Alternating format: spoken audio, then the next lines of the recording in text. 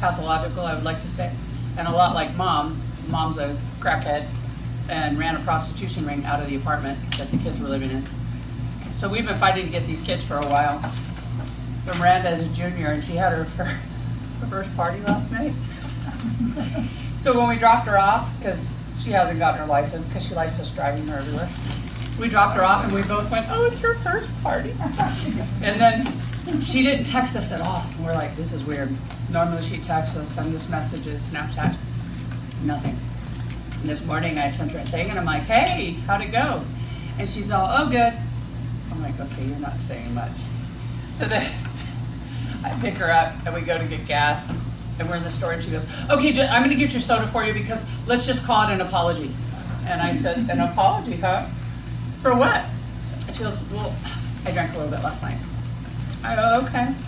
She's like, "Wait, you're okay?" And I'm like, "Were you safe?" "Yeah." "Did you go anywhere?" "No." "I'm good. You know, we're okay." And then she said, "I'm never doing it again. I didn't like the way it tasted. I hated it, blah, blah, blah." And she's like, "I can't believe you didn't get upset with me." And I'm like, "We told you we wouldn't get upset with you." You know, I said, the fact that you knew you weren't driving, you weren't going anywhere, you weren't getting in a car with anybody, that's all we can ask. And I go, we were wild when we were kids. I said, it would be pretty hypocritical for me to sit here and lecture you. And she said, okay, but Tammy's going to have a talk with her tonight about, you know, addiction obviously runs in her family. And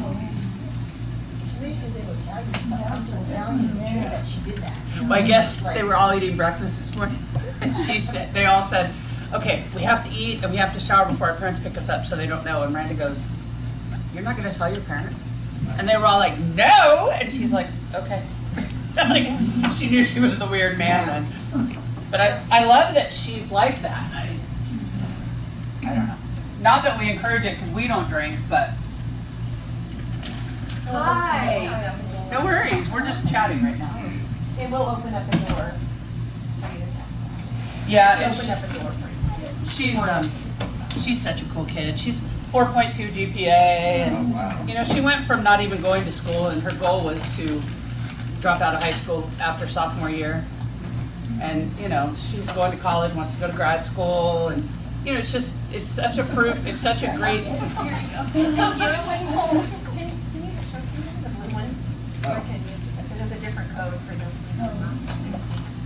I'm going to give you both of these because even though you're not in the classroom, it's secondary and elementary. She's a cool kid. She's so involved in FFA and leadership. And it's, you know, it's a good thing. But we had such a hard time with her sister, and when we got her, we were like, oh God, please let it be easier. And you know, she went from a mom who didn't even know where she was at night to moving in with Tammy, who's my partner, is retired military, and then I'm retired teacher. We live out where nobody can find you, or if she were to get out, I mean, there's nothing.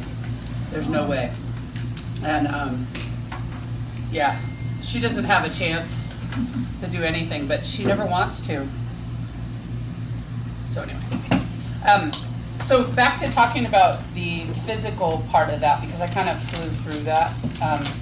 Steve always does that when we do presentations, so I needed to educate myself.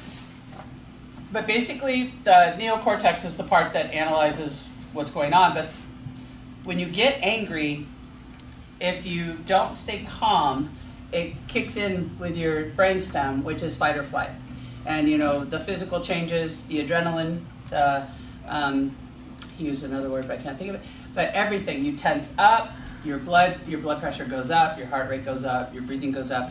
And none of that is, number one, healthy for us. But number two, the long-term effects of the stress on our shoulders, the stress and all that.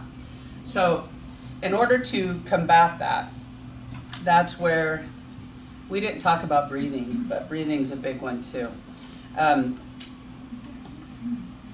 So according to Steve's little guideline, you have to teach yourself, obviously, to relax. And you guys have all been in the classroom a long time, and a lot of that has probably gone the wayside because we are in coping technique, coping mood, coping mode, whatever, right now. Especially at this point in the school year when you could almost see it, right? And everything's gonna tick you off. I know that, like, right before holidays, when the kids all, I mean, I'm speaking from high school, but they all want their work graded, that was always the most stressful for me. People go, aren't you so excited that holidays are coming? I'm like, you don't understand. You know, the kids act crazier, there's more work, it's such a different, no, it's not okay. And then, if you're empathetic to your kids, you realize that they're anxious about staying home for a week or two, because what they know is consistency is you and their classroom. And now they're going home to that uncertain world, and so they're stressed too, which is part of the reason why they're acting out, and then we can't help but respond to that. So one of the things about breathing is teaching you how to relax. And I'm going to read his little script the way he has it, but relaxation is a skill. It is acquired like any other skill with practice, practice, practice. The practice exercises that we will do together will build on the skill of relaxation one step at a time. So first, we're doing the tension thing. So where I talked about tensing everything, tense everything you can, and then just relax. Okay, try it. And you're tensing, and then just let go. Okay, that's a relief in the sense that your muscles are getting pushed, and then relax. You're supposed to face each other. And when I say go, you're supposed to clench your feet, but we've all done that, and you're all facing me, so it's all work. The other thing is relaxing breath. So it is slow and easy, and I'm sure you guys have all seen this through meditation, right? You take a deep breath in through your nose, and you let it out through your mouth really slow. And that's something you can do, and the kids, both of those things are things you can do, and the kids aren't going to see it, right? Technically. I mean, if you go, they're going to know. But if you quietly and calmly do it, that gives you a chance to untense, and then to take a deep breath and kind of replenish. Can I interrupt you for a minute? Yes, ma'am. I'm sorry to do it, but I just went through something a couple of weeks ago. I realized I never knew I had it. I lost my voice a lot. I always thought, oh, I have allergies, and I was taking medications, until finally I went to the doctor and told me, you know what, I don't know what's wrong with me. My husband told me that I don't sound right. So, and I feel so weird telling the doctor, I didn't know, and he said, well, the more I talked, he says, you know what, I can hear it now. Well, I didn't know there was such a thing as voice dysphonia. So that's what I was diagnosed with, and plus I have reflux. I never knew I had this, so I was getting really tired at the end of the day. And if they wouldn't have done when I went to this place and they did the ear, nose, throat, they put that thing down my throat, and he showed me actually what it is, how they know you have that reflux, how it shows up in the back. And then after I didn't realize, and tell me, I didn't sound clear. But you know what? I never knew. I did not know how to relax. Mm-hmm. Because, see, I got married young, but my dad divorced. I was almost a little adult. From the time I was like 5 years old, I had to take care of my little brother. I had to get us up, get us to school, and not only him, kids in the block, and I would hide. I don't want that fat kid coming with me. I would say that. And they would want to all come with me like I was like their mother hen. All these kids, I was a kindergartner. But yet, and I was sent to with the big Pepsi bottles to go buy my sister's Pepsi's here's a deposit. And I just grew up so fast. That's why when I did marry and I went to a counselor and everything, he told me, why are you the way you are?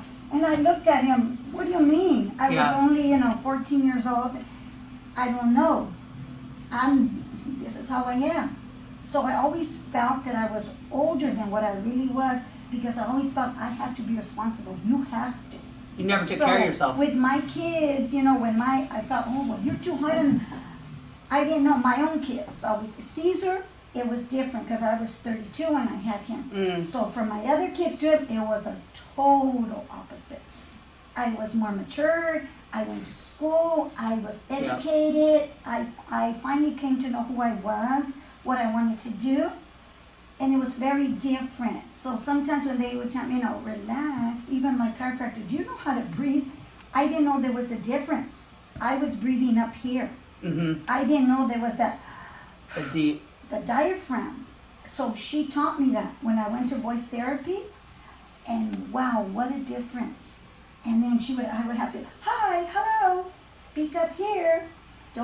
I was pushing in my vocals. I was just pushing and pushing. I was speaking down. Nobody told me. I said, do I sound weird to you guys? Tell me when I'm low, because I need to know that. Otherwise, Wow. I'm not speaking up here. And so many teachers have this that don't know. Oh yeah. And then you think you're crazy. What if someone tells you, well, you're not talking. And it goes again. I started being quiet again. See, because I was quiet all the time, but I knew what I was doing. I knew inside. But after I said, I don't want no one telling me you don't sound good, So I told my kids, boys and girls, when I don't sound clear, you need to tell me. Because, we do this with it from the brain. If you're like this, are you guys like this, ready to go? There's something wrong.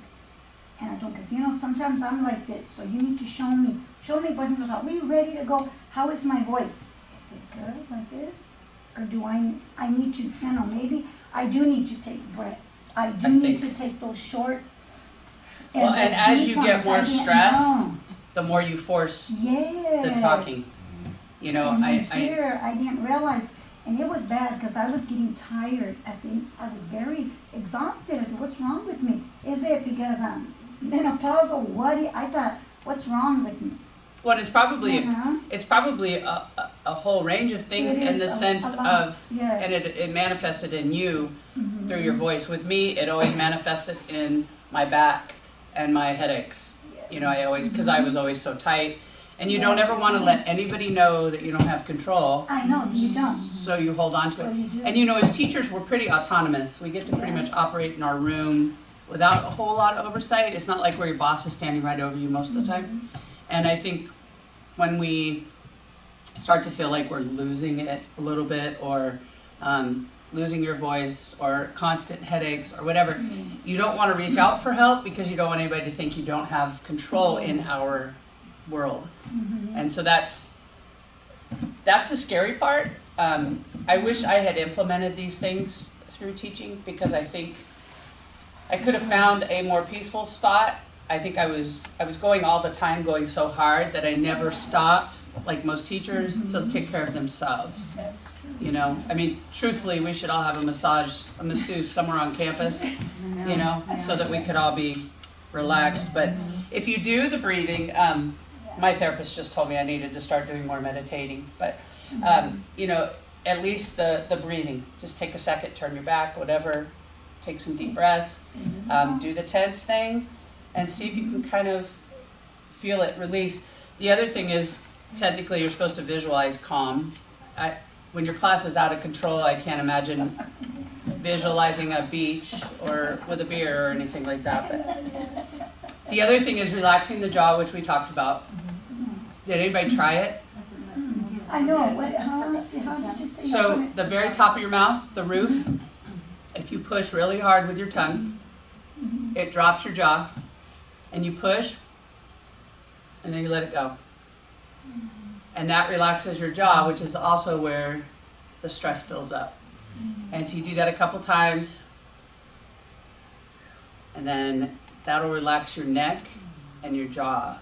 And so all of those things, I would, if I was losing it and I knew I was getting tight, I would do the jaw, and then I would do the muscles, and then I would do some deep breaths. And I think you would find that there's a calmness that will come about in those things. My mom read about that when I was young, and she just told me that when I was in bed, because I had a hard time going to sleep, and so she told me to do the same thing. She said, tighten up everything from your toes, and start from your toes and come all the way, and then release it down, and once every 2 times I would do the same. Really? I never even thought to do it in bed. Yeah, we start at the toes and just, and like you tighten your body, and then you just tighten it, and then you release each muscle, each part of your body. And you visualize it. You get rid of each part. That's a great. I lost my train of thought, is what I did. It was something you were saying. I don't know, it'll come to me. I don't know, it'll come to me eventually. Oh, I know what I was gonna say. Part of the reason why I do this is, when I was department chair for English, I had a teacher who, well, I had several teachers that would come in my room and they would be so stressed about, at that point in time, it was NCLB and all of the litigation that was coming down and all the things they were telling us we had to do and meeting all the standards. And then we had benchmarks, and then we had all this stuff. And they would come in and they would just be frazzled. I don't know how I'm gonna do this, I don't know how. And I would always tell them, just chill, just relax. Just calm down and realize that if you're doing your job in the classroom, the kids will be fine. Do not teach to the test, just relax. And I said, she'd always say, I don't understand how you're so calm. And I'm like, well, here's the thing. Number one, I've been teaching so long, I didn't care what people thought. But also, I felt like if I was teaching these kids to think, they're gonna do fine. I don't have to teach the test. I don't have to teach every little detail. They will get it because they'll be thinkers. And that was kind of what, thankfully, that's what Avid did for me. But I didn't feel like I had to cram in vocabulary. I didn't feel like I had to cram all this in. Because if I got them to think, and we had done some stuff like word stems and stuff like that, they had the tools, and then I taught them to think, we're good. I didn't have to cram everything in every 6 weeks and make sure that they knew every little detail. They're gonna know it if they can think. And one of the reasons I got into this was there's so many ways to develop that rapport and develop, I'm a big, my big thing is rapport. I think if you have rapport, those kids will do anything for you and they don't want to disappoint you. And, the line that Steve used, if those kids believe you care, they'll go through a wall for you. I believe that. Because even kids that I didn't realize, because they were quiet or whatever, I didn't even know if they liked my class at all. But they would do really well and they would tell me years later, I didn't want to disappoint you. And that's the way it's going to be in everyone's classes. If the kids believe you love them and care about them as people, not about test scores, then they're going to do it for you. And with that said, teaching them to think and them believing that you love them and you want them to do well, they're going to do it. Is every kid? No. But a kid might move 5 points or move up a lexile, whatever, which may not be a lot to some kids or to your data, but it's huge when you see a kid move up, even if it's just a few points. And so, I had a cute story today. One of my girls, this is because we've been having a little crazy testing, and so I have to make it consistent with my guided reading, because I normally it's just a little bit choppy. And she's, when are we gonna have our proofs again? Soon, next week we have 5. It's a normal week and we don't have quite as we have one test there. Anyway. And all of a sudden she comes up to me and we're going around the room talking to the students, and she pulls up her book and says, I think I can read this. oh yeah, that's a moment. And I said, I'll read it to her. She sat down, this was a B, which is A through Z. And she's up in an F already. I think she's even higher now, but she was the most adorable. She sat down and read a chapter book to me. And she's so proud. And she just said, did I read it right? And I said, yeah, you're a reader. And she smiled, and I said, you're going to make me cry. I'm so proud of you. And Huge moment. Huge moment. And so then she takes the book, and then she's wanting to write about the book that she had read.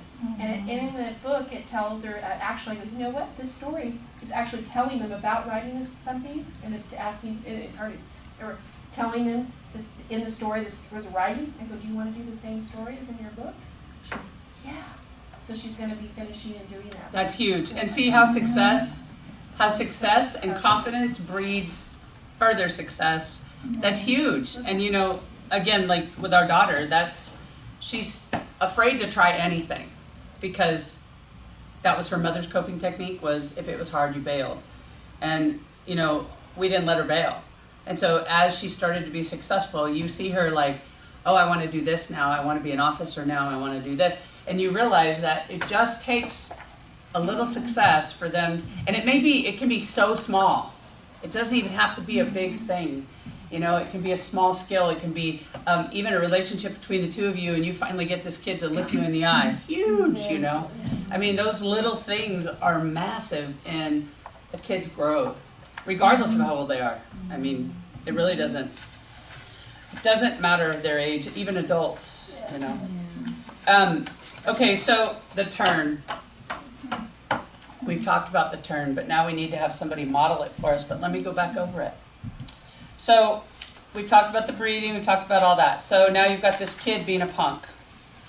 And here's what you do. You're helping Robert. You're helping Robert. You've button hooked so that the class is in front of you. So you are not turning your back to the class, ever. But you're like this. You turn, you're working with this kid. And it says, you catch someone fooling around in the far corner. You eye up to the target. Then you hold your hand up. I don't know what that is, but anyway. You put your weight down and you say, excuse me, Robert. And then slowly, you take one of your deep breaths. And you make sure you have the Queen Victoria face. And you turn as slow as possible. And then you're going to walk over. Let me make sure I have it right, though. Yeah. You square up to the noise, and then you relax your jaw. Take a deep breath. You don't want to show any kind of stress. You don't want to show any kind of emotion either, because then that child has won. They have you check, and then he says you turn in a regal faction. Oh, I'm sorry, the square up is here. And you do that. At this point, the kid doesn't know you're coming, okay? Then you're gonna turn, and you're gonna walk over, and you're gonna do the one palm, and if the kid doesn't, like if he's being my problem, and if I do like this, and he doesn't stop what he's doing, then I'm going to two palms, right? And then that's showing I'm very serious. You're also in proximity. You're in that awkward proximity right now, okay? That's the turn.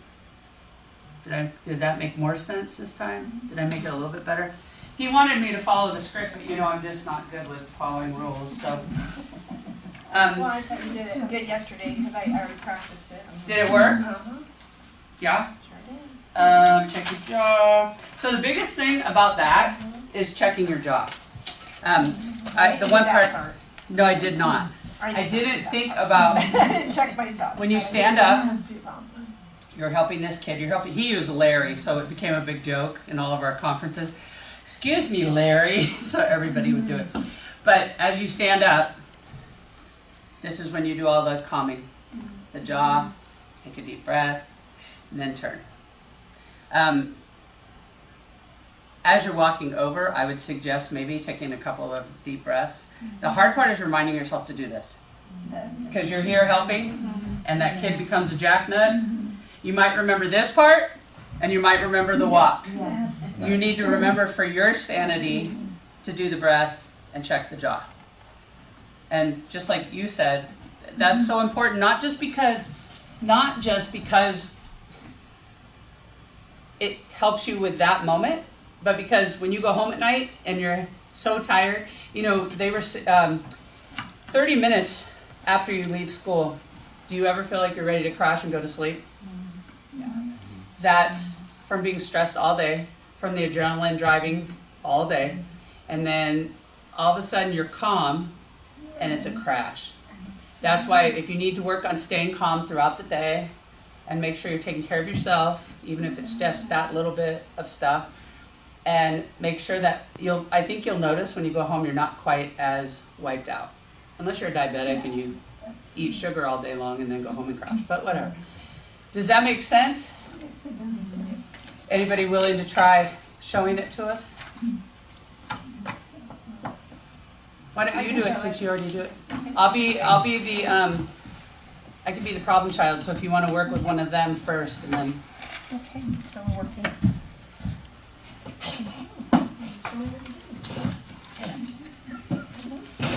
What are you doing? Pay attention. Hey, give me my glasses.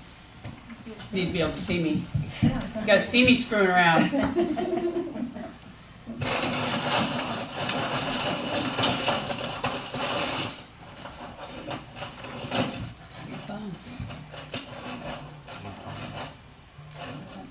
Oh, somebody's calling me. Hello? Hello? Hello? Hi. Hi. So, what you doing? Talking to him. Are you talking to him on the phone? Mm, Okay, so what are we supposed to be doing right now? taking notes, Taking notes? I think. Okay. Yeah. Okay, so, do you need a pencil for that? No, I use my tissue ball. Okay. Okay, good. Yeah. So did it work today when you did it? Yeah, but I mean, I'm good with report with them, but yeah, well, stay in attendance. But yeah, I just walked over and I looked at what they were doing, cause they had their assignment, but they weren't doing it or whatever. And then they started, they barely get started, these guys, and then they wanna just do something Yeah. else, you know, that kind. They're not bad kids at all in that way, but they're Squirrely. very squirrely. So I just went over and I did the thing, and then I just, okay, so, you know, did you need any help? Did you sign, did you talk to them? Okay, good. What are you supposed to be doing, do you know? Yeah, I'm supposed to do this, okay. So I go, why don't you, then I told him, like, I said, well, why don't you do one sentence and I'll come back. Let's start Oh, off yeah, that good. first sentence. And I said, let's start off it, and then I'll be right back. I'm gonna go over and talk with whatever, and then I'll come right back. And he goes, okay, so then I did, and I came back. And it worked? Good job, and it worked good. Okay, and then I go and do another one, and then I come back again, you know, with him, but that was it. There was 2 of them. So, anyway. That's cool. Did anybody else get to try it yet? I kind of did. Like, I could just tell by just, like, my body, like, movements and just walking around and making sure I didn't have my back. And just kind of having, like, that silence for a while. Like, quickly they'd all just kind of stop and just, like, look up to see, like, what was going on. Good. And I remember you saying, too, like, being, like, telling them what they should be doing instead of, like, Asking? right. Which I don't feel like I really ask, but maybe I just don't get to the point fast enough. So it's like, you need to be doing X, More Y, of a and Z. directive versus. Right, yeah. And I noticed, like, a difference with that. Oh, good. Good. I did the roaming, I do roam the room anyway, but I even did more of it, and I thought about the rule, you know, being so many feet, and so I did a little bit more roaming than I normally did, and I remember you said change the pattern. Yeah, don't So be I did predictable. notice that when I didn't go to a couple, like a spot that I normally don't go to. You know what I mean? I could see a few people noticing that was different, just like a reaction. Even though I usually move this way and around this way, but I didn't go over there very much. So I did that just to see, and I could actually tell. Like, That's how funny. there was a reaction. to That tells you there's been a very set pattern too. of something, Yeah. you know. So then I did that. So I just tried little different things as I went. But my room was, I'm able to move everywhere. Oh, good. So there was proximity around all my tables, so I did have that okay. And I did take pictures and I did switch, angled it. One kid had a back. So I just it had turned actually over time. Was sort of, so I moved it, and then that's much better. So I had to kind of like, oh yeah, that needs to be turned. I had to check all the students to see, are they able to see everything at all times? What I think is hilarious is when That kind of they're all in their seats or whatever, and then you walk behind them. And you're just kind of like, even if you're just talking or, you know, whatever, and you're behind them, how uneasy they become. Like, they are so nervous. Yeah. Like, what are you going to do? Today, like I did when I was doing one of my guided reading groups, they think I'm always gonna stay there, but I have it where I can see everybody. Mm-hmm. I can see, and I just look up, and they know when I'm looking at them, so they think I'm not gonna get up. So I said, oh, I'm gonna get up, and I'm just gonna walk over. And I walked over, and their relatives started to get up, and started working. You know, Good. I said, and I said, oh, good job, I like your work, but continue that. And what's cool about the stuff you're all telling me right now is it didn't take anything away from your teaching. If anything else, it actually contributed to it. But it doesn't take anything extra other than effort from us. Doesn't take any planning. It's just a matter of being aware. And look how much, it's so many opportunities for you to praise their success. You know, I think a lot of people, if they were really bitter, they would say, oh, all that time to jump on the kids. But really, it's opportunity to praise them, which is going to build more rapport. Did you have a chance to do anything? I move my desk, I didn't move, I pulled them out a little bit where, because I noticed how I had my desk from, chair to chair, I couldn't walk through. Oh, yeah. So I had to pull them a little bit more, so I did that, and I made more room to roam around. So that kinda helped. Cool. Yeah, it wasn't a lot that I did, but it's like, I did notice if I go this way, I can't move through them because the chairs are back to back. Well, that's a So I had huge to pull a little realization, bit more, too. yeah, so I put a little more, so when I do walk, I can walk through easily. Awesome. Yeah, so. Well, and it's only been a day, so Yeah. we're on the Yeah. second day, but, Right. I mean, you guys just got thrown all that information. And you know what I think is really cool about, I prefer this veteran one, because you guys have been in the classroom, and we've developed habits that, you know, a little harder to change, but you got it under your belt, so you know what I'm talking about. When I say going home and falling asleep, some of the new teachers are just like, oh my God, yeah, I'm over my head. Well, that's different than the day-to-day stress that we as senior teachers deal with.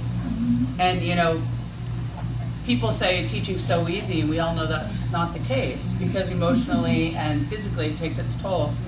And you know, for some of us, it takes us out of our career. Yeah. I think it's like as the teacher, I feel sometimes like it's supposed to. And that makes it even Yeah. harder. Adds more Because pressure. I shouldn't feel like this. I shouldn't feel this way. I shouldn't do that. And it's like, and so it feels like it's more pressure. Yeah. I should, I've been doing 16, 17 years, so I keep doing this stuff. Why is that? So it makes it kind of harder. But I isn't should it, know don't this you really, sometimes. don't, I mean, when we started teaching, Maybe I'm too hard on myself, I don't know. oh, I'm sure you are. We all are, I think, absolutely. But I think when we started teaching, there wasn't any kind of concept of emotional support for teachers, or you were thrown to sink or swim. And you know, even, I think when I started teaching, which was only a little bit longer than you guys, the only thing was PAR, and you only got the help if you were a crappy teacher in PAR. You know, and so it was more of a sink or swim, and then like again, it goes back to our little world. You don't want to ask for help a lot of times, and teachers are notoriously, especially at the high school level, not willing to share or not willing to help. And so in that regard, if I had reached out to someone, I'm not sure anybody would have stepped up. And I think now with more of the cadres and the cohorts, I think there's a lot more support and more of a push for us to share. Yeah, Because and if be it's working colleagues. For you know, share it, and it can, you know, work. That's what we try to do. You know, all the first we get together. Well, what are you having? What are you trying? You know, maybe I can try it in a different way, because they would say, oh, Mrs. Lopez, you're gonna get these boys because we know you can handle them. Hey, what? I'm not gonna, you know. What do you think? Just because I'm the one he said, oh, you're like the. What did he tell me? I was like a sergeant with the kids. You know, because that's just how I hold myself. That's Right. just that's how I am. You know, I don't, but the other teachers can do it too. Because Right. my daughter, when she came, she goes, Mom, well, I see your kids, because I teach them, boys and girls, you walk to this side, to the right. When we are coming, you walk to the left. Listen, I'm going to show you what is left and what is right. Because when we want to leave it, you know, on model, and we keep practicing, and then after, by the end of the year, it's like, oh, I said, I don't have to do all this. And when we come in, oh, we know, Mrs. Lopez. I don't know, how do you guys know? Because you always write it right down. They learn to read that, they learn to, and you know, that's when you say, you know what? That's when you say, The lights on and you're like yes. so And happy. it's like, oh my God, like, yeah, one of my little boys, he's one of I could never develop a relationship with him. What's wrong? He's one of my lower students, but you know, he brought this ball. I didn't know he brought it. And he came to me, Mrs. Lopez, can you put this on your desk? You know how, like you're saying, a little moment Yep. was huge, because he could have just kept it and been playing with it. And he does that a lot. But he He took brought it to responsibility. me. And it was so huge. I said, Michael, go move your clip up. You are becoming self-disciplined. You are being responsible. And you could, he smiled. Yeah, you can see it. They stand a He little just got- taller. Yes, but that's huge for him, because he's one that he doesn't want to hardly do any work. he won't do anything, but now I'm like, I get reading groups, and Mrs. Lopez, when is it gonna be my turn? Are we gonna come and read with you? I'm seeing that now we're developing a relationship. He's seeing, like you said, I care and I want him to learn, and he's starting to, Who's blossoming. Yes. And some kids, you can work all day, all year, and you may not see it till like the last I day of know, school. that's true. But you can't stop trying because you are affecting so many other lives in the midst. That's true. It's hard. It's hard too because some of your kids will come back and visit, and you see them a lot longer if they stay at that school. But when they leave, you don't always know the impact you've had on them. And I heard this story one time, I don't know, long before I was teaching at a YMCA camp, and this man, I think he was a public official, but I didn't know who he was, so I didn't care. But anyway, he was telling the story about how I think he'd been like a coach or something, and he's driving down the road, and he gets pulled over, and he's like, "Officer, I know I wasn't speeding, I wasn't doing anything wrong," and the guy says, "Mr. Maldonado, you don't remember me, do you?" And he looks. He says, I don't, and he says, "Well, I was on your baseball team back when," and he said, "You had such an impact on me that I knew I was going to do good with my life, and I became an officer." And he said he would have never thought, when he was coaching these boys, 10 and under or whatever, that this man would remember and then pull him over when he recognized him on the road to say thank you. And he said, you just never know. That was his point, was you never know.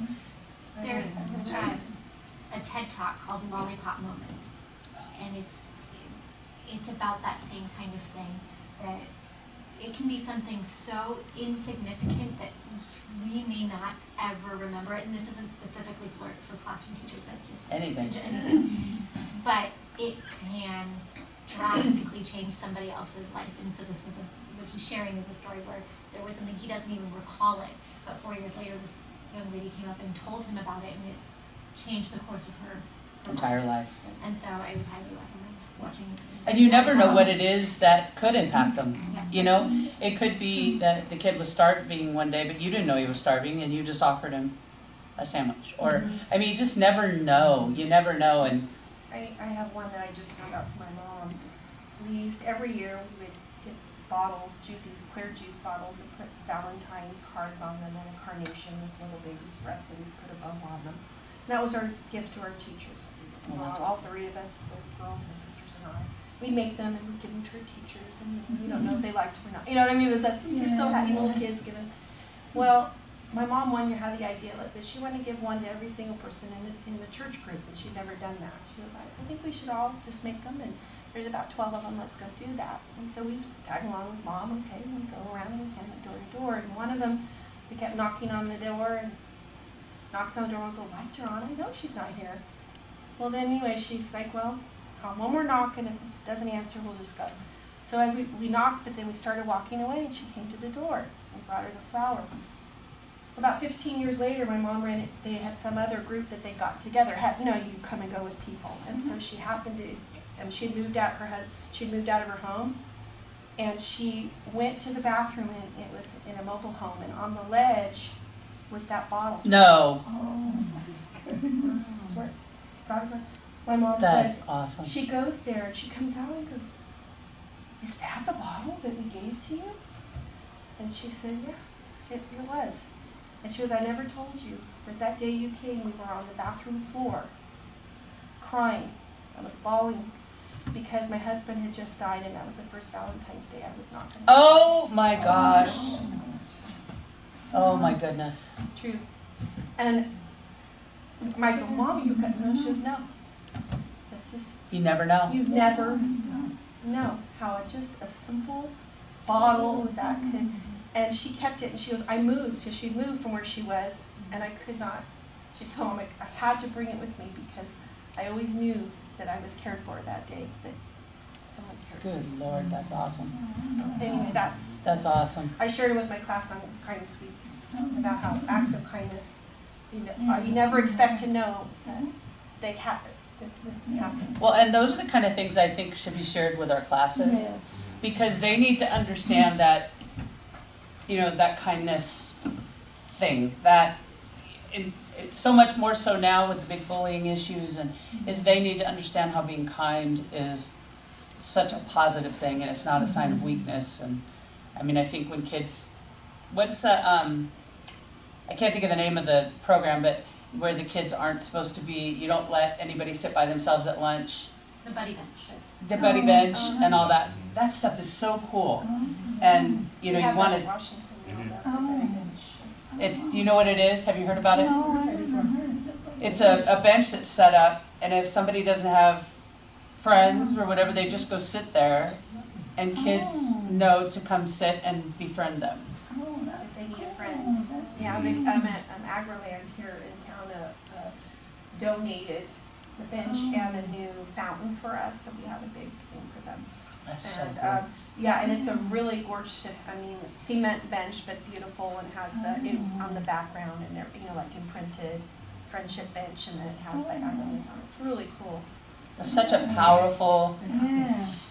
On the flip side, it can also go in the opposite direction, and I think that's important for us to remember as teachers, that even something that we might not even mean to say can have lasting and powerful Yes. effects. And I was an exchange student in Germany when I was in high school, and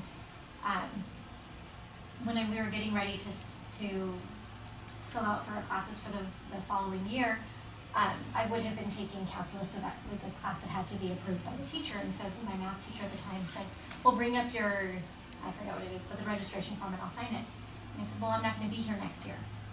I'm gonna be in Germany.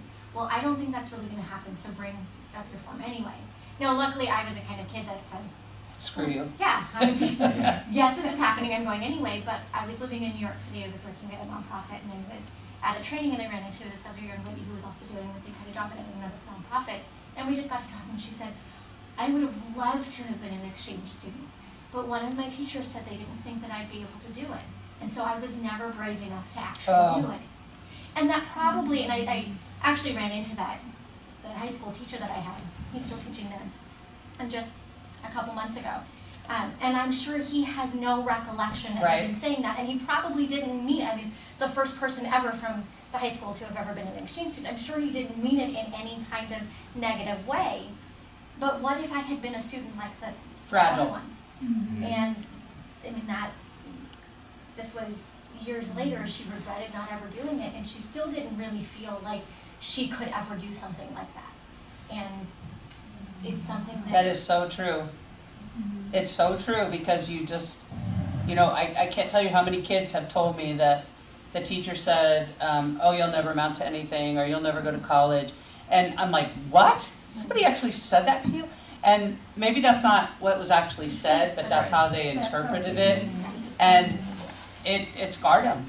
For some of these kids, it made them not want to venture out, or because, they look at us, unfortunately, we're not really what, has my real name on there.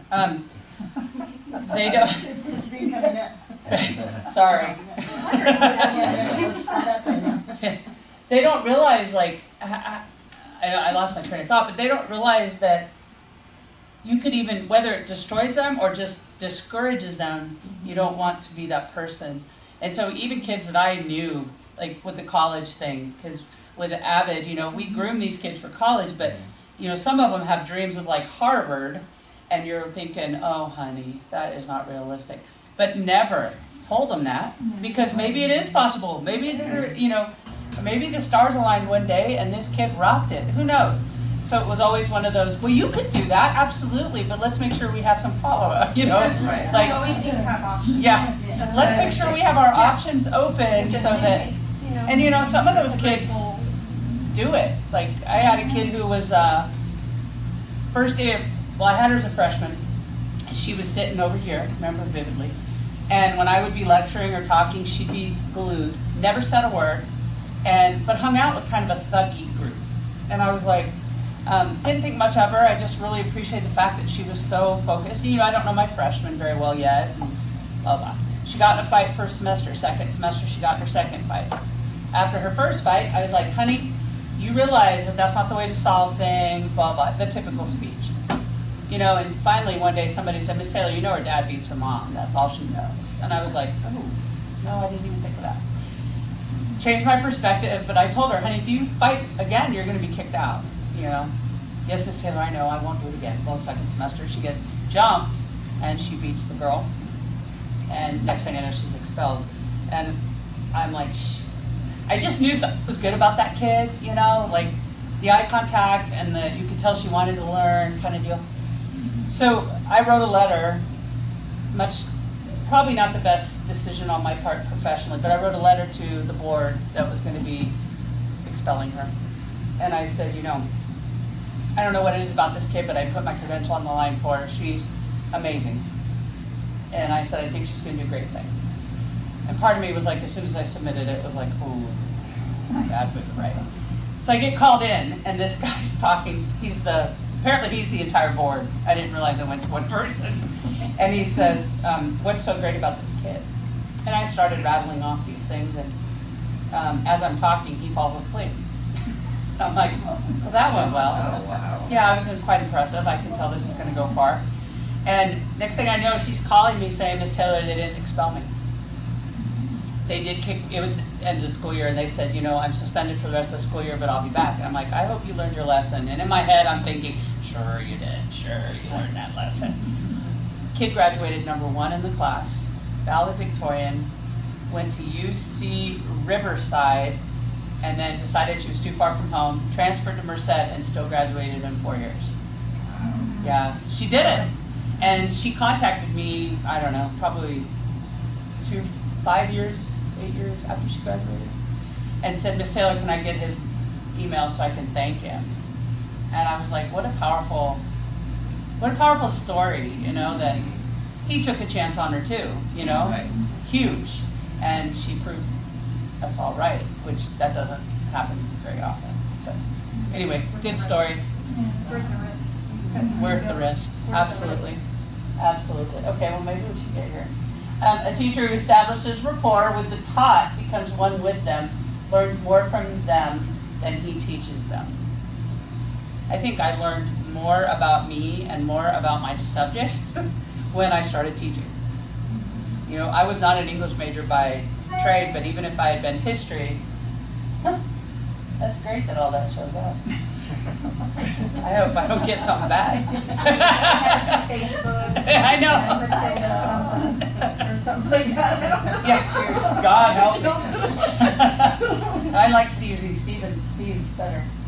So, we talked about instructional environment, and I appreciate the fact that you guys got the whole interior loop, and I think that's the main thing. And then, obviously, not having a classroom the way mine looked is probably ideal. This is one of my favorite is classroom expectations, because the reality is, regardless of what you have on your walls or what the administration does, your classroom expectations are what you allow. It doesn't matter what you say, but if you allow it to happen, that's what your true expectations are. That said, I think I actually heard you say it, Ms. Lopez, about some of the things that you drill it and you teach it over and over again. That's going to come up here in a second. I wish I had done more of this. We've already talked about this. We talked about that. I just like that picture. See, I have Queen Elizabeth because I stole this. It's supposed to be Queen Victoria. Your relaxation techniques: do not engage in debate, don't elevate, don't join this, don't get involved in the steps. We did this. Here's huge. Here's a huge thing. Do not assume what your students know. It was interesting. One of the things when I was a kid, my mom was not a very kind lady, but she said to me, I don't know how you're going to work with teenagers. You can't even get along with your sister and brother. I'm like, all right, well, fair enough. And she, you know, and it's always haunted me, first of all. But second of all, I didn't come from a really bad circumstance. Like, I had two parents. They've been married 50-something years. There was abuse in the home, but it wasn't, you know, where I was neglected or anything like that. And so I always thought, I'm not going to be able to understand. I'm not going to be able to understand my kids. And thankfully, I don't think that was the case. But I think it was more of a, recognizing that I didn't know where they were coming from and just stepping back and listening. And then through that, I think I learned a great deal about their lives and what was going on in our culture at Central. But the other thing I couldn't assume was that they were raised the way I was. I couldn't assume that they understood. You know, when I first started teaching, I thought everybody wanted to go to college because that was what was taught in my house. And when I started teaching at Central, I had a basketball team and I said, hey, how many of you guys want to go to college? Just assuming that they would all raise their hands. One kid raised her hand. And I went, whoa, like reality check for me, bam, okay, wow. So I couldn't assume that all my kids had the same goals, had the same background knowledge, had the same anything. And they don't come pre-programmed with our rules. They don't know that you expect them to, like in my case as a high school teacher, when I said don't be late, well, their idea of not being late is having the door open, not being in it. Like just flinging the door open while I'm on time.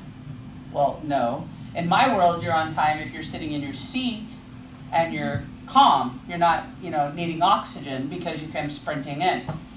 I have to teach that. I have to express that to them, or otherwise they don't know. Or like if I expect work to be turned in on time, or in your case, you expect them to put their names on their papers every time. Oh, that was the same case for the high school kid too. But you need to put your name, and this is where it needs to be. You can't assume they know that. And that was something that I don't think I ever put a thought into. I think I just learned it as I went. But it's such a good thing. And the other thing is they crave structure. And I don't know if I believed that. I always believed that. But then seeing it with my own kid, coming from, having no structure to being extreme structure, and seeing how she thrived in it, I was kind of like, this is kind of true, And just seeing it at work. You don't need to describe the students in your class right now, but there was one more thing I was going to say about that. Oh, so my mom and dad were loosey-goosey. My mom was a stay-at-home mom, but she was warm and fuzzy, and not with her mouth. When I got older, she was very sharp. But as a child, I was, in lace and what do you call those black shoes? Cotton leather shoes. Yeah, I was that kid. But when I went to my grandmother's, there was a whole set of rules, whole different set of rules, and I knew the difference. That's the same thing with you guys. Regardless of how they're raised at home, when they walk into your room, they're going to know what your rules are if you tell them, and they will abide by them. They won't say, well, I don't do that at home. That's not how they think either. But whether they have no structure at home doesn't mean you can't have extreme structure in your classroom.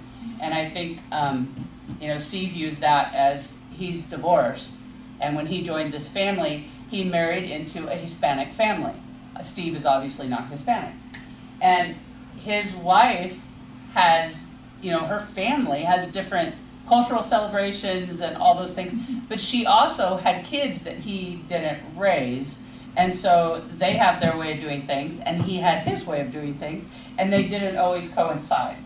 Like the kids would always leave their shoes in the middle of the floor, and he was absolutely not. And he said, I realized that walking into that I couldn't expect them to do it exactly how I had done it unless I expressed to them what I expect. And he said that was such a revelation for him. And I can see why, I could absolutely, well, I've been a step parent in several situations, and that's never a fun role.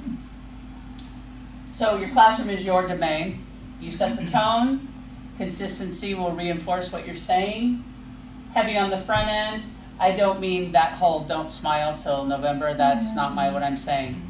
What I'm saying is heavy on the front end. If you do the front loading, the teaching, and all that in the beginning, then it gets easier. One of the things we're going to talk about today is teach-tos. And teach-tos, if they're done on the front end, they do take a little time. But on the front end, more learning is going to take place on the back end, and you will be fine as far as what you need to accomplish. But you have to realize that you need to set the tone, and you have to create the environment you want to happen in your classroom, and people thrive. Do you want a break? We can go for a break. You guys are free to leave to go to the bathroom anytime you want, so. This video, I think is quite good. So we're gonna watch it real quick. It's a TED Talk. Oh, but I can't run this.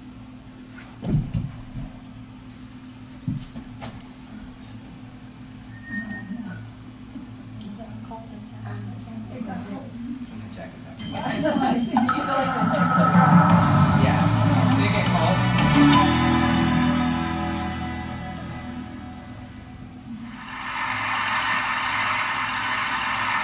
Right now, there is an aspiring teacher who is working on a 60-page paper That's what you get.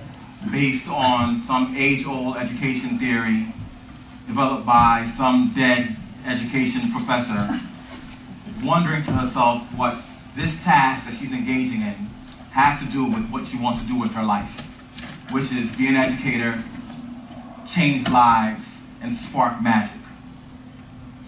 Right now, there is an aspiring teacher in a graduate school of education who's watching a professor babble on and on about engagement in the most disengaging way possible. Right now, there's a first-year teacher at home who is pouring through lesson plans, trying to make sense of standards, who's trying to make sense of how to grade students appropriately, while at the same time saying to herself over and over again, don't smile till November, because that's what she was taught in her teacher education program. Right now, there is a student who is coming up with a way to convince his mom or dad that he's very, very sick and can't make it to school tomorrow. On the other hand, right now, there are amazing educators that are sharing information that's shared in such a beautiful way that the students are sitting at the edge of their seats just waiting for a bead of sweat to drop off the face of this person so they can soak up all that knowledge. Right now, there is also a person who has an entire audience wrapped with attention. A person that's weaving a powerful narrative about a world that the people who are listening have never imagined or seen before. But if they close their eyes tightly enough, they can envision that world because the storytelling is so compelling. Right now, there's a person who can tell an audience to put their hands up in the air, and they will stay there till he says put them down. Right now. So people will then say, well, Chris, you described the guy who's going through some awful training, but you're also describing these powerful educators. If you're thinking about the world of education, or urban education in particular, these guys will probably cancel each other out, and then we'll be okay. The reality is, the folks I described as the master teachers, the master narrative builders, the master storytellers, are far removed from classrooms. The folks who know the skills about how to teach and engage an audience don't even know what teacher certification means. They may not even have the degrees to be able to have anything to call an education. And that to me is sad. It's sad because the people who I described that were very disinterested in the learning process want to be effective teachers, but they have no models. I'm going to paraphrase Mark Twain. Mark Twain says that proper preparation or teaching is so powerful that it can turn bad morals to good. It can turn awful practices into powerful ones. It can change men and transform them into angels. The folks who I described earlier got proper preparation in teaching, not in any college or university, but by virtue of just being in the same spaces as those who engage. Guess where those places are? Barbershops, rap concerts, and most importantly, in the black church. And I've been framing this idea called Pentecostal pedagogy. Who here has been to a black church?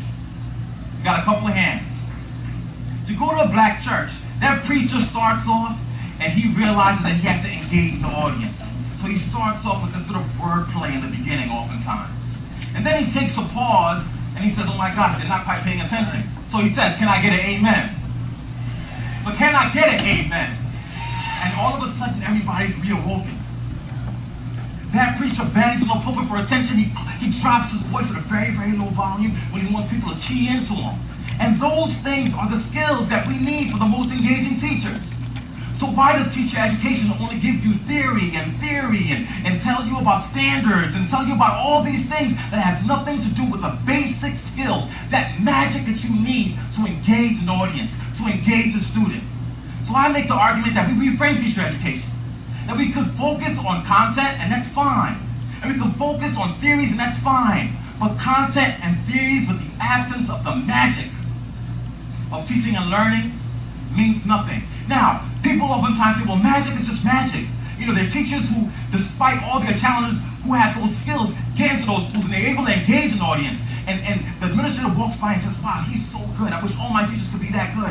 And when they try to describe what that is, they just say he has that magic. But I'm here to tell you that magic can be taught. Magic can be taught. Magic can be taught. Now, how do you teach it? You teach it by allowing people to go into those spaces where the magic is happening. If you want to be an aspiring teacher in urban education, you got to leave the confines of that university and go into the hood. You got to go in there and hang out at the barbershop. You got to attend that black church, and you got to view those folks that have the power to engage and just take notes on what they do. In our teacher education classes in my university, I started a project where every single student that comes in there sits and watches rap concerts. They watch the way that the rappers move and talk with their hands. They study the way that he walks proudly across that stage. They listen to his metaphors and analogies, and they start learning these little things that if they practice enough, becomes the key to magic. They learn that if you just stare at a student and raise your eyebrow about 1/4 of an inch, you don't have to say a word because they know that that means that you want more. And if we could transform teacher education to focus on teaching teachers how to create that magic, then we can make dead classes come alive. We can reignite imaginations, and we can change education. Thank you.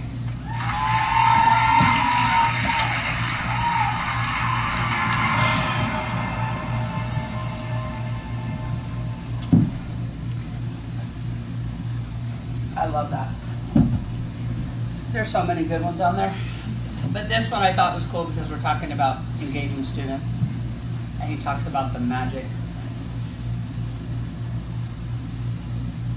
It's not listening to me.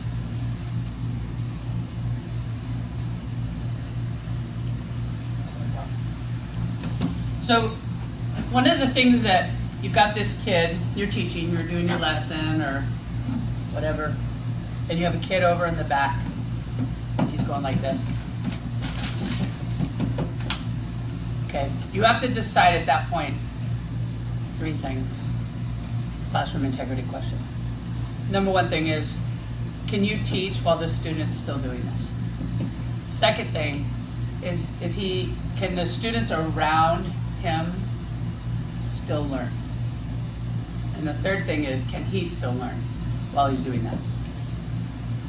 So if you think about, at first you're like, well, absolutely not. Any distraction is a distraction. But not necessarily true. I'm a leg shaker. And I learn better and I focus better when my leg's shaking. So if I'm not disturbing anyone, and I'm not disturbing the teacher, and I'm certainly not disturbing myself because that's actually a way I facilitate, then is it worth addressing? No.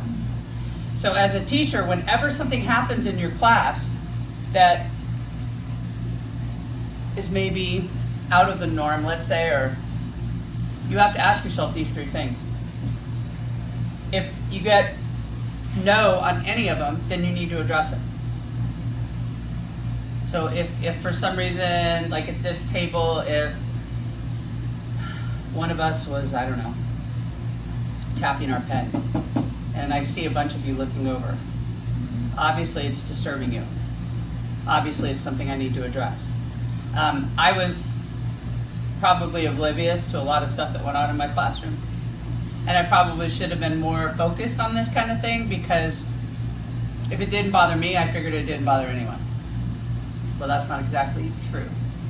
So the CIQs are key to decide whether you're going to place this whole discipline thing in motion. Make sense? Any questions on that so far? You guys ready? One thing I did is I know that I have fidgeters and I have kids, and I said, let's figure out a different way that doesn't bother someone. Yeah. So we would say, okay, let's figure out something together that, I mean, is this different or can you tap your leg? Yeah. So we would like work through things that it would work for them, and it was very, it was really, I found this, it really, Right. it just needed something. I had Well- some drawers that wanted to draw, but they really focused, and so I had to. Well, see, you know that they have that issue, and you're basically giving them a coping skill so that they can still do what they need to do without disrupting everybody. And that's, obviously with those kids, it's systemic. It's something they need to do. Whereas, that's different than the kid that's just sitting over there doing it to piss you off. Well, I had Exactly. a class that would insist, like, as a class, they would do this, and I think eventually it was just drag through that. Yeah. And so I made an agreement with them, okay, I'll give you 1 minute of tapping time every single day. But then you have to agree not to tap any other time in the day. So now if you were a person who needs, that you can fidget Yeah. it in the air, your leg where it's really quiet, and we came to that agreement, they got a minute of tapping time, and they would go all out on their tapping. But they would. Probably sounded like thunder. Yeah, they were gonna do it any other time of the day. And it worked? It worked.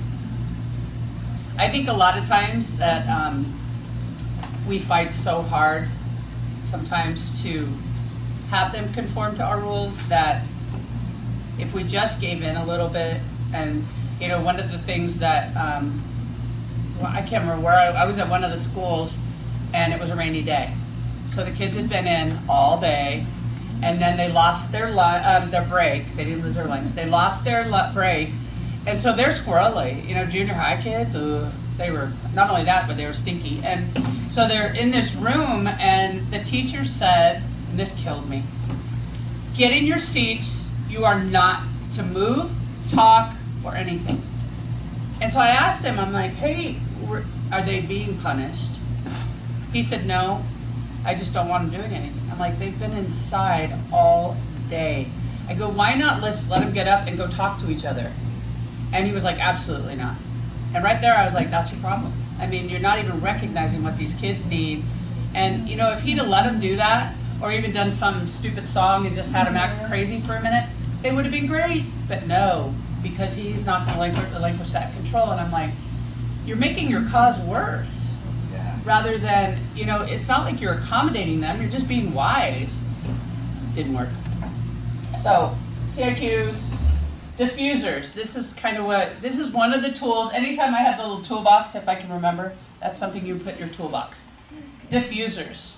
So the kids are being, my example is, I tell the kids, okay, we're going to be reading Shakespeare, Romeo and Juliet. I need you guys to get out your plays, and we're going to go to Act 1, Scene 2. And kid says, "Miss Taylor, this is stupid." Instead of me getting mad and saying, "You know what? Shakespeare is one of the brilliant minds," he didn't care. All I need to say is, that may be, but we're still going to read this. So join us. Probably so, nevertheless. The funny one that somebody mentioned one time, though, is the kid said, "I'm too stupid to do this. I don't get it. I'm just too dumb." And the teacher said, "Maybe so. However, blah, blah, blah, blah." Turns out that kid was a board member's son. Yeah. And he said, so be cautious about where you use that or what you're responding to. But I think it's interesting, too, because the minute you use one of these, it puts them on their heels. And they're like, whoa, whoa. And, as long as you don't use it in a sense that it's insulting, but it's, if a kid's trying to bring attention to themselves and you squash it with, okay, maybe so, but we're going to keep going. There's not much they can say to that. The other thing is prompting. Ooh. Well, I don't know where it went. But I'll tell you, we've talked about prompting before. We've talked about where you either walk up and physically prompt. Oh, there we go. So verbally, you can ask a question. There it goes. And there, You did it, some kind of special effects there. I know, and I didn't put them there, so I don't know what happened. Verbal prompting, asking a question about the topic. For instance, we're talking about this, and I can say, so what would you do in this instance? And all of a sudden, you've broken their little, if they're having a little chat going on or whatever. You do it all the time. You guys all do it all the time, but being aware of what it is that you're doing, this is it. The other thing is physically, you can just point. That's also a hint. And you can do that while you're pacing the room and not even have to stop talking, right? You're just pointing. The other thing is, you guys have talked about eye contact, like when you can just look at the kids. Okay, that's a physical prompt as well. Trying to think of some of the other ones. Mainly, just anything that you say. The one thing I would say about that is, don't ask and plead. You direct. It's a directive. They don't have a choice in the matter. So when it comes to teaching expectations of our kids, there's two parts of it. Rapport, which we'll talk about next time. That's my favorite. And then teach tos. Have you ever heard of those? I've never heard of that. So teach tos are basically lessons, mini lessons that you use to teach the kids the procedures and the rules in your classroom. And not just one or two, it's all of them. And case in point, this is where I had an issue. My kids, we did a lot of group conversations. And we had the desks that are attached, the chairs that are attached to the desk. And I would say, okay, let's get in a big circle. And then you'd have the kids that drag the desk, which is one of those things that will literally send me over the edge. And I would say, would you pick them up? And then they'd all giggle, "What's wrong, Miss Taylor?" And they'd pick them up. And then when they'd go to move their desk back, they'd do it again. Never did it occur to me, ever, why didn't I teach them how I expected them to do this? Never once. I never once said, okay. I mean, I would be more like, don't you know how to move a desk? Instead of, this is how I want you guys to do it. I want you to walk over to your desk, and I want you to pick it up, and I want you to move it quietly to your spot. I want you to set it down quietly. I want you to sit in it and wait. Never occurred to me. Okay, so that was one that I probably would have saved myself a few headaches if I'd have just done that, because on any given week, we would get in groups 4 or 5 times. So, teach to. So think about all the things. For a high school teacher, I should have done this to explain what I meant by being on time. For you guys, where to hang their coats up. How to gather their backpacks when it's time to go. How to put MacBooks or Chromebooks away. There needs to be a process. And granted, that takes some thought on your own accord. However, I'm sure at this point in the year, you've got it very clear what you would expect. And it never occurred to me, like, telling the kids how I want them to raise their hand. Because if you think about it, if I taught them, I want you to sit, and if you have a question, you raise it at a 90-degree angle, and you wait. And you wait until I acknowledge you.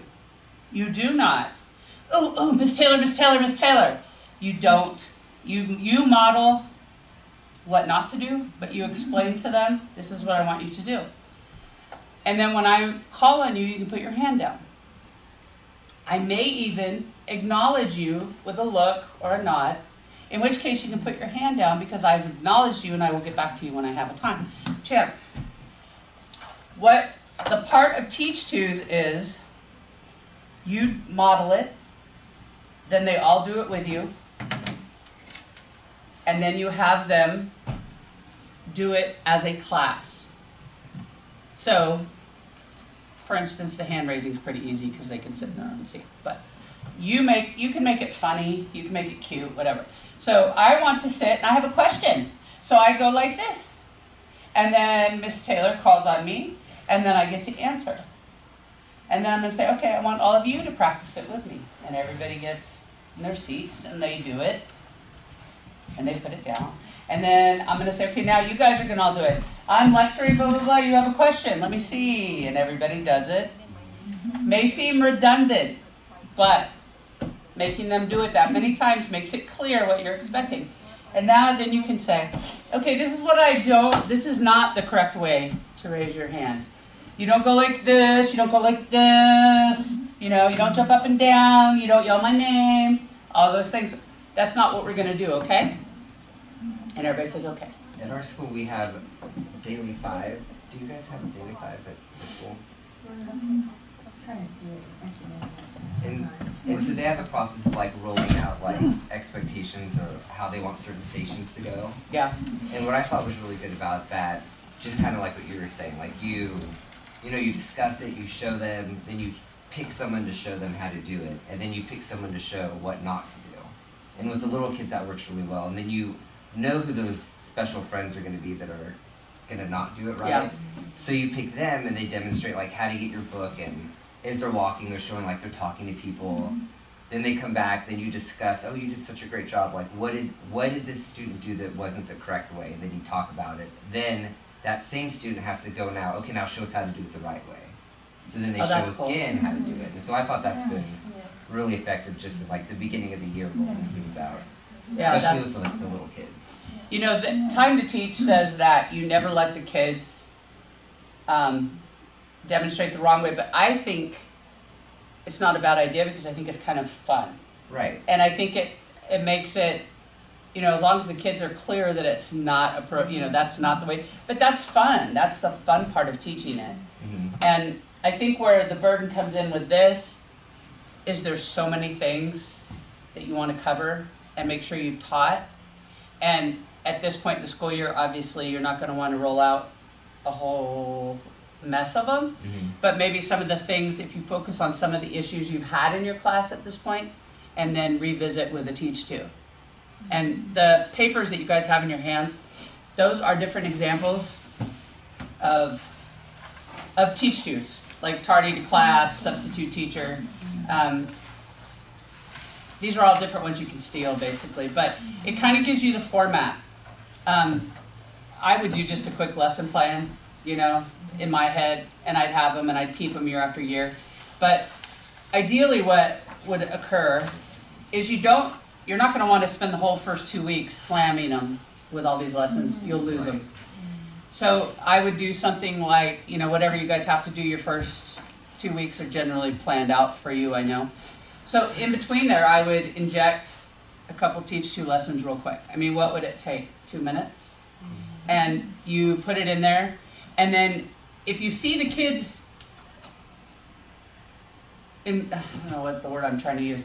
If you see the kids responding well, then you obviously don't need to revisit right away. But if you notice that, like the jacket thing, if they're still throwing them on the ground, obviously we need to revisit that.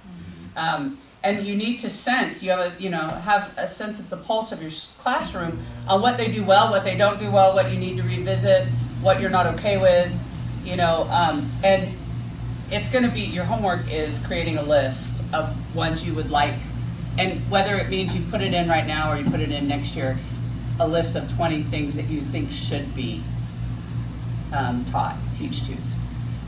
20 should be easy. Go ahead. I also, something that was a big shift for me earlier on was remembering that, yes, we have academic standards and we spiral around for academics. Behavior is the same thing, it's learned behavior. And so when I think of it more like that, I mean, we spiral back, the behavior needs to spiral back around. And so it wasn't just about making sure it was covered early on and then getting upset with, come on, we already know these expectations, we know how to do this, but all right, but just like our academics, we have to spiral it back. Revisit. And so we might be doing some of these, 6 months into the school year, and instead of getting upset about, well, now we have to go back and do it, well, that's okay, we're going to take just a few moments, we kind of let that go a little bit, let's remind ourselves what the expectations are, and that made me less frustrated when I did have to go back and do that. Good point. Good point. I think too, we've heard resoundingly from people who've gone through the training that by implementing the Teach To's, they realize they're getting frustrated about something, and they'll go, oh, I need to revisit that, or I need to do a Teach To about that. And, you know, stuff will come up all year that you didn't even think of that you need to. I think one of the things that, like for me, something as simple as where to turn your papers in. I had an orange box, and I guess, assumed that every kid that came in my classroom knew that you turned work into the orange box. Never occurred to me to do a Teach To on that. And I can think of, I mean, I still hear the voices in my head about, Miss Taylor, you didn't tell me it was due, Miss Taylor, you didn't tell me where to turn it in. It was all my fault. And yet I barked at kids because they didn't turn them in the right spot, and it was my fault. So the Teach To's are pretty, I think they would, honestly, can solve a huge part of discipline issues and stress issues for all of us. I know last year, we, at the beginning of the year, we had PETAS, and in the morning, the first weeks, show the kids walking to the bathroom, walking to that crawl, have a modeling for them going down in the playground, okay, you're going in line, how we dismiss. There was even a video of how kids were acting, you know, when they're not supposed to, so that was good. So you want to show them how to walk down, but you also want to show them how it's not appropriate. And like you were saying too, give us the beginning of the year. Okay, we're showing this at the beginning of the year, they're supposed to know all this throughout the whole year. But you gotta be reminded again. You know, when we get that idea around this time, show that video again, remind them. Yeah. It's raining and the kids don't know, they're running through Yeah. and everything and it's a good time. Yeah, to revisit that, because sometimes you think, oh, then we should have Yeah, done you it think here. that they should know. But, you know, it's like us too, it's like, we need to remind them as well. Sure. Remember, you know, how we walk, let's see how we don't walk, watch that video, what were those kids doing? Is that right? But see, you're also implementing the conversation and the discussion, which I think for any kids about anything is powerful, and they'll internalize it more too Yeah. if they talk about it. What were you gonna say? But that's, you know, I mean, that's why I agree with all of it. Constantly, whenever it comes up, that means they haven't really learned it, haven't Yeah. taken it to themselves. And so in the 4th grade, it's really about you own your behavior and how are you going to be responsible with it. You know, I mean, and it is not my behavior, it's yours. So and it seems to, I mean, it's a process. You might, you know, and we work on the kids' life innocence. And we talk Right. about that it really, it's your behavior, you act, you're responsible for what you do. And so Right. really making it their own. It's not me having to tell you, I mean, let's tell me, how are you supposed to line up? And they'll explain, you do this, you do this. So whose responsibility is it to do it? Mine or yours? Yours. You have to own that. That's your responsibility. No, that said, I found that it was important to tell kids, you're responsible for your learning too. Whether you like me, or you like how I teach it, or you don't like how your partner learns it, you're still responsible for this information.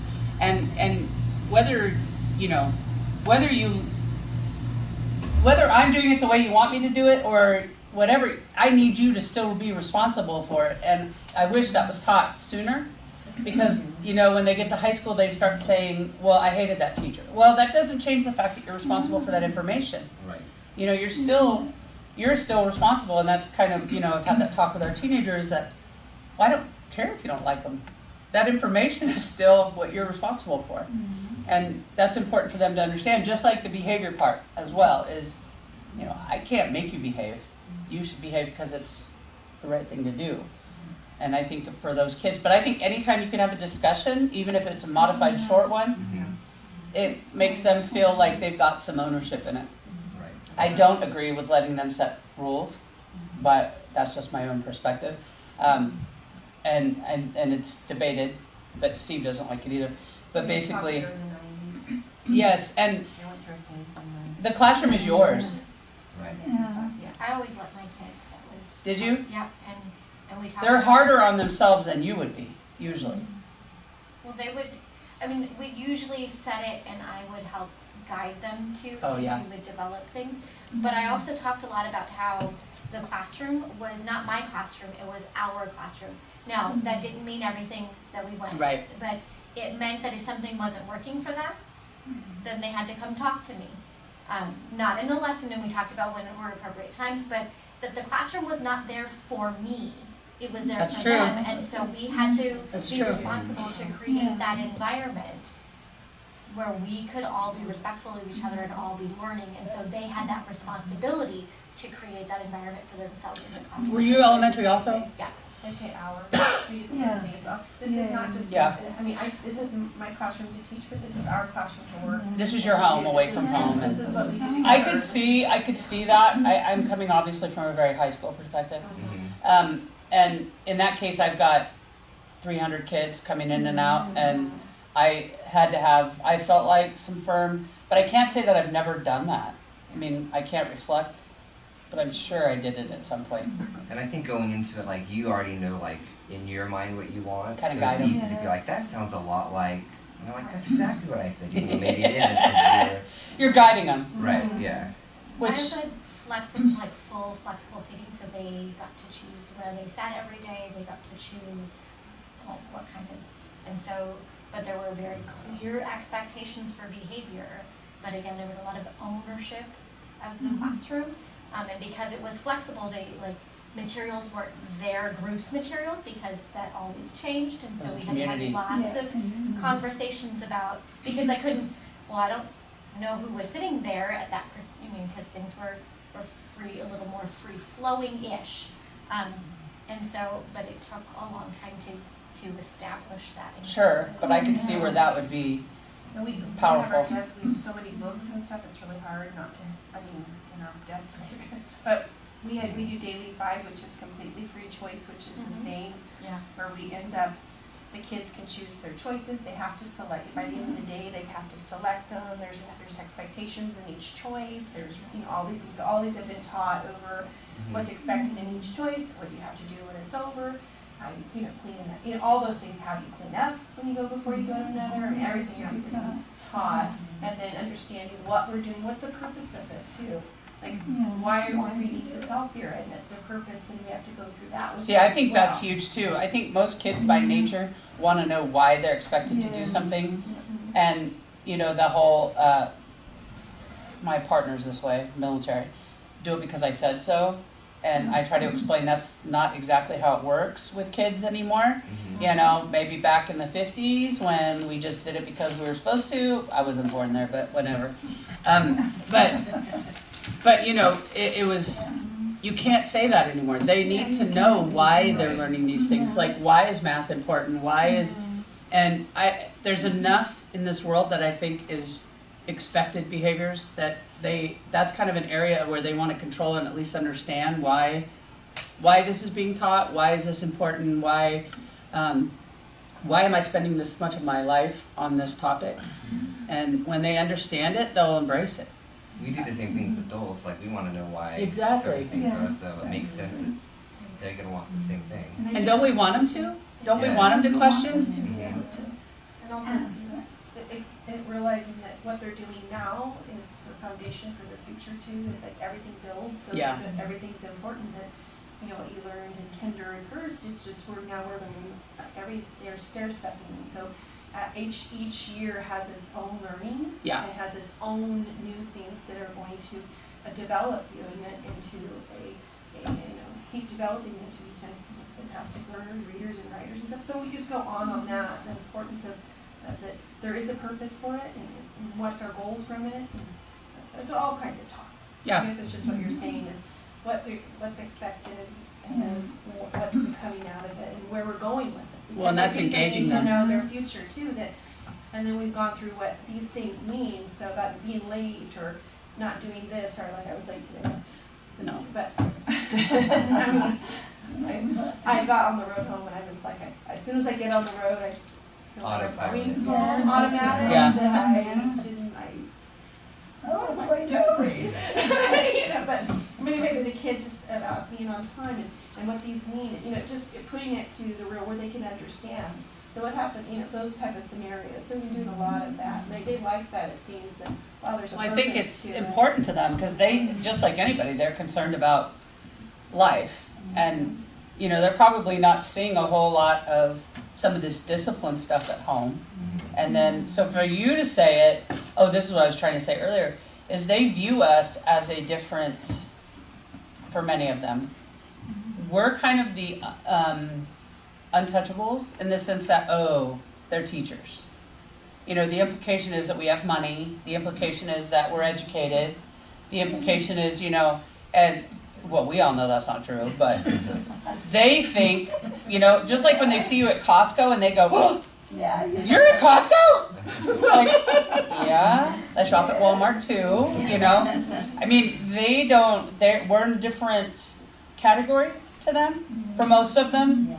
And it's such an odd thing for them to, you know, so they look up to us. So when you say being on time is important, even if they see dad not being on time all the time, they're going, but Miss So-and-so said it is important because someday my job's going to expect me to be on time. You know, they're going to be able to develop, and not that you're going to be able to change everything that goes on at home or whatever, but you can plant the seed, and then if they see it as they develop, they're going to realize, oh, this really is important. You know, I mean, I have teachers that I've worked with for years that are never on time, and I'm sure that resonates with the kids as well. You know, Miss whatever. They need to know what you can what you expect before you can hold them accountable. So, you know, I shouldn't have gotten mad at the kids that scraped their desk because I never taught it the way I wanted it done. And every procedure and rule needs to be addressed in a teach-to. You cannot, again, you can't assume anything. And then this is what we talked about. This is just a really ugly Venn diagram that explains the I do, we do, you do, which is basically the same thing that we've all heard for years about I do, we do, you do. This one, I do, we do, wait. Yeah. I don't know why that looks like that, but anyway, it's I do, we do, and then you do, and then add another one, you do it incorrectly, or you have one of the kids model it incorrectly, and you explain why that was incorrect, or you discuss why it was incorrect, would be even more powerful. I You know. thought it'd be fun to like whisper in the ear to a kid and they don't know which one it is or something. I thought about Yeah. that one. Like as a game, like you whisper to them and then they have to act it out and then the class would have to say, is that the way we're supposed to be or not? Can they recognize it? And that's That would be cool too, because that would a be, different way. Just be careful that your incorrect doesn't lead to bodily harm, because the beginning of the school year, again, flexible seating, I have these gaming chairs, and I lean back in the gaming chair to show them how I do not want them to, and it hit I had acrylic nails on for Oh. my wedding. I never have acrylics on. And so within the first 30 minutes of the school year this year, I popped my nail off in front of my class. oh, And I stood up and there, Mrs. Lopez, your nail's on the floor. Like, that's why you don't sleep that way. And I did not have a single student do that. You're all case in point. So, Not only is not listening to me wrong, it's dangerous. For all of you. You're all those monsters under the desk, we'll grab you. interesting. Well, we're running out of time, so we won't do this, but, because you're doing it for your homework, but what are some things that, sorry, I have the hiccups, that you would do a teach-to for you guys? Because I said a bunch for high school. For us, like, I'm thinking of us, we're doing deployment, and they're deploying with their pencil boxes and their whiteboards. And Mrs. Diaz had mentioned, they're doing this, but you know what? It goes back to that, did we teach them, like, when they came into my room, I told them, okay, boys and girls, do you know what these are? I'm gonna tell, what is this? It's a whiteboard, what are we gonna use it for? And it's a tool, okay? And I'm gonna show you where I want you to put this tool. Because in my class, we have a working space. And our working space cannot be cluttered. You know what clutter is? And then I throw my desk, look at it. I have all this stuff. I'm gonna straighten it out after it, but this is clutter. And it's always like being messy, I told him, sure, like that. So I told him, okay, when you come in and you bring your pencil box, this is the way you have to carry it. And should I be doing this because a pencil box has all these, the things in it? So I'm thinking that's something we have to model all of us, because she was saying that one kid was messing around, so I think we need to do that because we're barely deploying. And we're gonna go go through is gonna be. So funny you're saying really- deploying and I immediately think military, Oh, because no. my life's military. Yeah, Yeah, so I that's think cool. we need to, all of us sport teachers, we need to take that time before it gets out of hand. Yeah. Right. Because it All can you get do is really out bounce of that hand. pencil box. And I was Yes. telling her, the one little boy, he dropped it once, dropped it and all his on, hands came out, I everything looked fell again, out. he dropped it again, and probably because we didn't teach them how to Yeah. walk and hold it, the Mhm. pencil box and the whiteboard. They're walking Oh, and good then point. Because this we're and it assuming, slipped off. yeah, You're but thinking, we okay, haven't deployed But it's like, that. don't come in and shaking the box, it's all I hear is shaking the box. But we didn't tell them, like, it goes back to why are we gonna get mad if we didn't tell them this? Yeah. Exactly. And, let's review these things, cause they're in a different teacher, like I told them, rules that apply there, same thing apply here. I told them, we're here to work, and that's what we're gonna do, That's a great, yeah, that's a great example. I So- think giving the kids too a reason why, Yeah. this is structure too.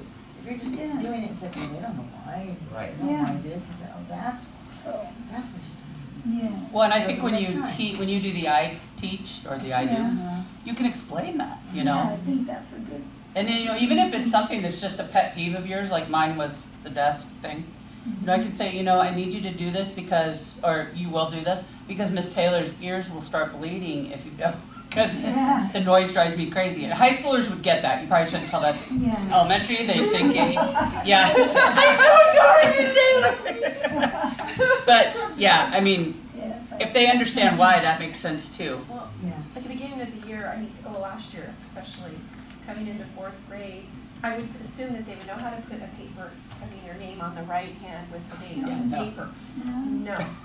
And of course, at the beginning, I was doing that. What's, name on date on paper. It was like cricket. I mean, I just was so, it kind of took me a while to realize I have to teach this. You know what I mean? It was like, oh, they really don't know how to put their name and date on their paper on the top right-hand corner. Well, guess what? Next school year, they won't know again. But this is what I've been telling them. I don't care if you're in my class. Next year, impress your teachers. Put that name and date on the top of that paper, and you will impress them. And I go, why do you think they're doing it? Because in a high school, when there's hundreds of students, the teacher doesn't have to go around hunting for your name. They're going to go through and look at it. And I they'll find assure you, your in name. high school, even their senior year, they still don't do it. Yeah. But Do you they're have doing it something? now. Yeah. Yeah, just looking through this, one of them said like apologizing, and I think that would be a big thing with my third graders. Yeah. Just because like today I had an incident with a boy where he said something that hurt another boy's feelings and he was crying, the other kid, and then I talked to him about it and I was like, I want you to apologize to him, before you leave, it's on your time when I'm not gonna be like, right now, apologize. Right. And then as he's leaving, he's like, I'm sorry. And then I was like, okay, well, what are you sorry for? Like, I had to, where I'm like, this would be good to tell the whole class. And explain, I think that said too, by you demonstrating it, I think so many kids don't hear apologies from anyone, from their parents. And I never heard an apology from my father, ever. Mm-hmm. And so I think it was always important to make sure that if I did have a bad day or I was a jerk to someone or whatever, I always made sure I apologized, because I also realized that even if I didn't feel like I was really sorry about it, Mm-hmm. it was important for them to see me apologize as a role model, Right. because they don't hear it. I do that a lot with my students too, and it's mostly just like misunderstandings Yeah. of mine where I Yes, say, understand. why do you have that out? You shouldn't, why are you drawing or doing something that's like, oh, it's because I finished, oh my gosh, I'm sorry, I didn't realize it. Yeah, So that they hear that, like exactly for what you're saying. yeah, I think it's, I know, yeah. I just would tell them, this is not going well. I said, wait a minute, this is not going, like, I go, we need a do-over, and then I would explain do-over, that, okay, and I would tell them, I'm sorry, I thought it would go this way, but it didn't. Let's start over and fix it, let's just fix it, and that's what they That's think, cool, too. okay, just, Yeah. okay, so, and I tell them that they're walking, okay, Kimberly, you need to fix it, and if you're walking in line, I don't even have to say what it is, just fix it. well, and most of the time, I think a lot of what we've talked about, they'll self-correct. Alright. When you stand over a kid, they're gonna probably self-correct unless they're a real punk. And then the real punk, you're probably gonna have to deal on a different, whether it means a private talk or, usually if a kid's being a punk, there's a reason. There's something motivating it. I see you getting ready to say something.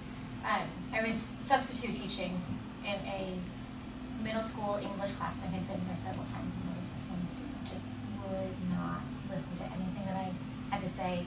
And so I had called up another teacher that I knew and asked if I could send her over there to just get out of my hair. She had also had 3 periods with me that day. Yeah. And so she said, yeah, sure, send her over. So the next time I subbed in that classroom, she walked in the door, she looked at me, and she goes, can I leave right now? And I said, no, because this time they were watching a video, so it wasn't work that she could do outside. Yeah. And the first period was just miserable. Couldn't get her to stop talking, couldn't get her to do anything that I asked. So I just walked over and I said, your break is coming up. I need to just speak with you for a little bit. And she I said, it won't take long. And the first thing I said is, what can I be doing differently to help you learn? And she just looked at me. I said, this is why I'm asking you to do why I need you to be quiet and not be talking when we're doing these things. I said, but if there's something that I can be doing differently to help you, let me know, because we need to make this work. We still have 2 more periods together. Is there anything I can do? No. She was so good for me the rest of that day. The next year I had her in a high school class that I went and subbed in for 3 weeks. Ooh. She was the best student I had. Because you took a second to talk with her. You know, a lot of times, I tell this story, when I was at Central, but I was at East, so we had a lot of the inner city kids. And this thug, gangbanger, total gangbanger, the real thing, was sitting at his desk and, normally never engaged, never talked to me, whatever. This one day, you could tell by his shoulders and everything, he was that. So as I walked by, I said, you okay? And he looked at me and he said, and never did we didn't have another word about that. But one day he heard me apparently on the phone talking to a friend or somebody about a car payment. And so I didn't realize he was listening, whatever. He comes in, shuts my door, and he says, he waits till everybody left, closes the door, and he says, Miss Taylor, do you have good insurance? I said, yeah, that's kind of a strange question. Why are you asking me that? Well, I can take care of your truck for you. He said, I'll just take it out to Roding and burn it. Wait a minute. I go, wow, while I really appreciate that, I said, I really enjoy my job and I like my credential and I don't want to end up in jail. So I love you for that, but thank you. No, thank you. And so he said, okay, well, let me know. Well, yeah, I'll be right there. So then he comes in the next time and hands me this stack of car wash coupons because he worked at a car wash. And I thought, here's a kid that I'm sure he got enough in my class because he didn't do anything. But we had connected somehow just because I asked how he was doing that one day. And then he wanted to help. And I thought, if that didn't speak volumes to me about how much they just want to know somebody cares. Mm-hmm. And, I saw him, Central used to have these graduations outside and the gangs would meet in the end zones. The Reds would be on one side and the Blues would be on the other. And everything was usually peaceful. But I walked up, hadn't seen this kid in a while, and I see him in the middle of this group, not even thinking what the group was. And I go walking right into the circle and I'm all, Fernando! And all these gangbangers around me are all, what the fuck is she doing? And Fernando goes, no, she's cool. And gave me a hug. And I kind of looked around and went, what did I do? Like, what in the heck? But it was cool that he stood up. And I thought, that's such a cool thing. And that says a lot about how these kids are and how much they just want somebody to care. Somebody other than, grandma, grandpa, mom, and dad. So,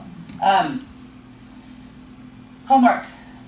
15 procedures that you use. Keep in mind, your rules are minimal, but your procedures are many. So list 15 that you are aware of that you do, whether you have a teach-to form or not, and then list 20 teach-tos that need to be taught. And they can obviously be duplicated because they're probably going to need to be duplicated. And then you're going to create 5 lesson plans for any of them, but ideally ones that you're going to be using in the next week or so. Next 2 weeks, 3 weeks, whatever. So really, I'm just looking for 2 lists and then 5 lesson plans. And they don't have to be fancy lesson plans. I don't need, I mean, even if you write them on, well, I guess you can't really write them on a napkin and upload them, but tonight I will create those forms on the classroom. I didn't have a chance to do it yet. So- Did you want, I know you told us to get pictures and things, was that what you wanted? You can upload it to the classroom, and then I'll just check them out. And then if I see anything wrong, I'll leave you a note to fix it. But pretty much most of it, if you do it, I'll make comments, and then you'll get it back. And then use these if you know, these come up with some ideas. You know, death by paper, I told you that some people are fond of that. And I'd love to, I'm curious to hear when you guys, now that your brain's thinking like that, what you'll say next week about what you've noticed that you should have done Teach Choose to. That would have been my whole classroom because I never did a Teach To. Ever.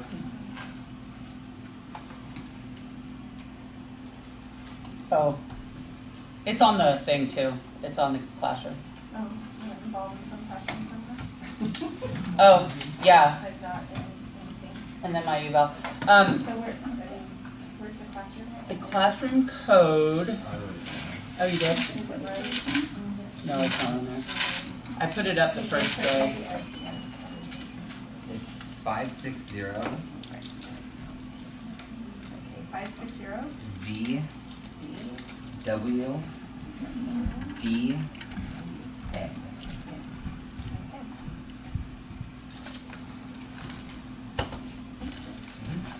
So what was the last 2? It was 15. I was already there anyway, but I wasn't emailing myself.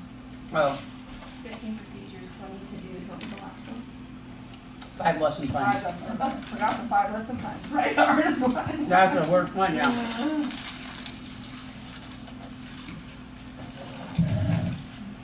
I only had 2 students on there when I looked today. Oh, wow. Well, I haven't got on there. Have you got on there? Oh, that's why. Yeah. I haven't got on there. Sorry. Even if you're not going for credit, Even if you're not just. This one I didn't, I went to go in and I They would. Oh, no, Yeah. oh, no.